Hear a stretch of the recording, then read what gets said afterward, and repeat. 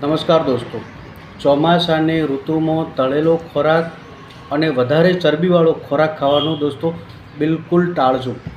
કારણ ચોમાસાની ઋતુમાં આપણી પાચન શક્તિ બિલકુલ મંદ હોય છે અને આ જે મંદ પાચન શક્તિ છે તે આપણા શરીરમાં આ ઋતુની અંદર ચરબીવાળા ખોરાકને પાચન કરી શકતી નથી. અને છતાં પણ જો ખાવામાં આવે તો તેનાથી આપણને શક્તિ તો નથી જ મળતી, પણ તેની જગ્યાએ આપણને અપચો થાય છે, પેટમાં દુખે છે, પેટમાં ભરાવો થાય છે, ગેસ થાય છે. અને આ ગેસ જો લોહીની અંદર ભળે તો તે લોહીને ગરમ કરે છે અને આપણી એન્ડોક્રાઇન સિસ્ટમને નુકસાન કરે છે. દોસ્તો, ચોમાસાની ઋતુ એટલે ઉપવાસની ઋતુ. આ ઋતુમાં જેટલા બને તેટલા ઉપવાસ કરવા જોઈએ, કારણ કે ચોમાસાની ઋતુની અંદર આપણે શારીરિક શ્રમ બિલકુલ ઓછો કરવાનો હોય છે. અને શારીરિક શ્રમ બિલકુલ ઓછો કરવાનો હોય તો વધારે પડતી એનર્જીની આપણા શરીરને જરૂર જ નથી. તો શા માટે ખાવું જોઈએ?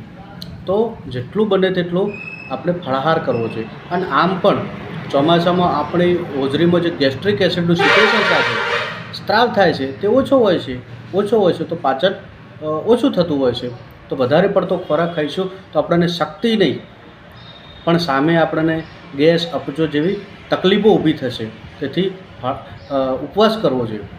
દોસ્તો, ચોમાસાની ઋતુની અંદર આપણે ફળાહાર વધારે કરવો જોઈએ, કારણ કે ફળ હોય છે તેની અંદર ભરપૂર માત્રાની અંદર ગ્લુકોઝ હોય છે અને ફાઇબર હોય છે. ફાઇબરનું કામ શું છે?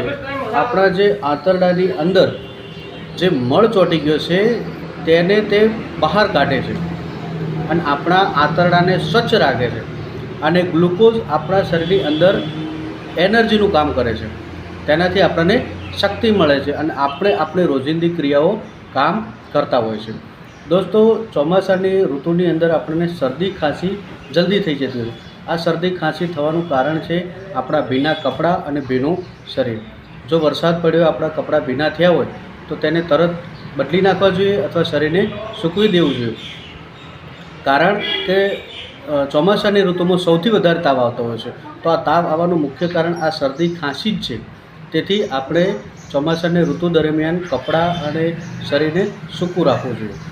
દોસ્તો, મેલેરિયા અને ડેન્ગ્યુના સૌથી વધારે કેસ ચોમાસાની ઋતુમાં જોવા મળે છે. ડેન્ગ્યુ એ સ્વચ્છ પાણીમાં થતો મચ્છર છે અને મેલેરિયા એ ગંદા પાણીમાંથી ઉત્પન્ન થતો મચ્છર છે.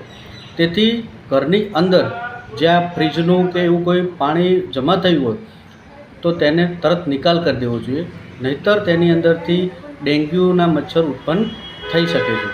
અને ઘરની બહાર જો ગંદુ પાણી એકઠું થયું હોય તો તેનો નિકાલ કરવો જોઈએ અથવા જંતુનાશક દવાથી તેને છંટકાવ કરી અને તેનો તરત નિકાલ કરી દેવો જોઈએ. નહીં તો તેમાંથી મલેરિયાના મચ્છર ઉત્પન્ન થશે અને તે આપણને મલેરિયા કરશે.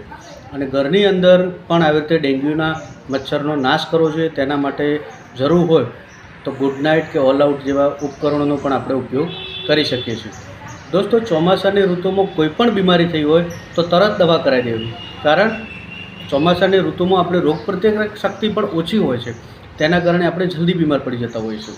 અને સામે પાચન શક્તિ પણ ઓછી હોય છે. તેના કારણે જે શરીરમાં શક્તિ સ્ત્રોત જવા જોઈએ તે જતા નથી હોતા.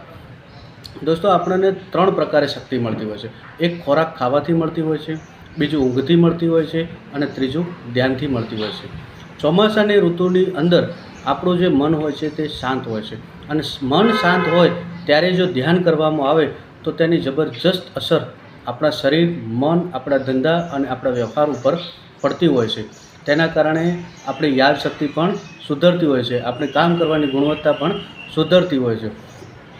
આ ઋતુ દરમિયાન આપણે આપણા બાળકોને પૌરાણિક વાર્તાઓ સંભળાવવી જોઈએ. પૌરાણિક વાર્તાઓ સાંભળવાથી બાળકોની અંદર જિજ્ઞાસા વૃત્તિ તીવ્ર બને છે. જિજ્ઞાસા વૃત્તિ તીવ્ર જો બને તો તેમની યાદશક્તિ પણ વધતી હોય છે, તેમને સંસ્કૃતિ પ્રત્યે પ્રેમ પણ વધતો હોય છે. તો આ દિવસો દરમિયાન આપણે આપણા બાળકોને પૌરાણિક વાર્તાઓ પણ સંભળાવવી જોઈએ. દોસ્તો, ચોમાસાની ઋતુમાં જેટલું બને એટલું આપણે સદુપયોગ કરીએ તો તે આપણા ભવિષ્ય માટે અને આપણી પેઢીઓ માટે એ બહુ જ સારું છે. નહીં તો આપણે જે કમાઈએ છીએ તે બધા જ પૈસા દવાખાનાની અંદર જશે અથવા બીજી કોઈ જગ્યાએ જશે, કારણ આપણે આપણા મનનો ઉપયોગ કર્યો નથી. અને ધ્યાન કરવાથી આ આપણું મન છે તે મજબૂત બનશે. Thank you.